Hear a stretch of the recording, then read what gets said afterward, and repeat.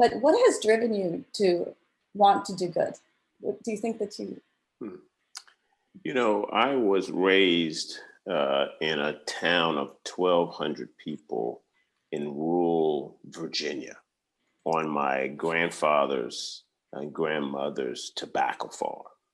They raised me. And so my grandfather, just to give you a data point, was born in 1914. My grandmother was born in 1918.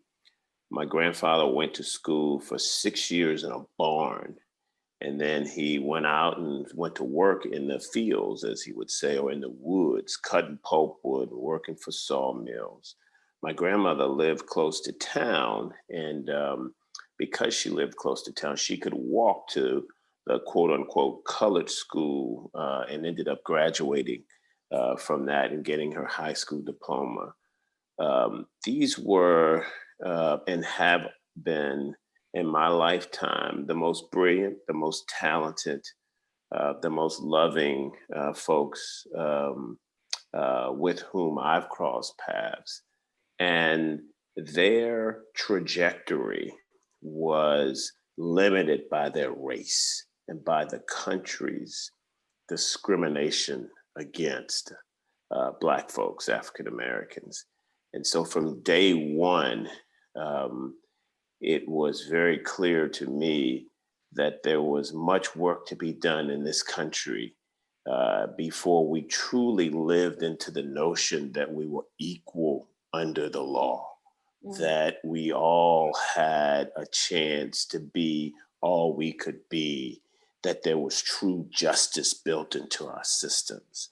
And that formative experience growing up in my grandparents' home on a farm in a rural town also that had challenges as well as lots of joy and lots of good, loving people.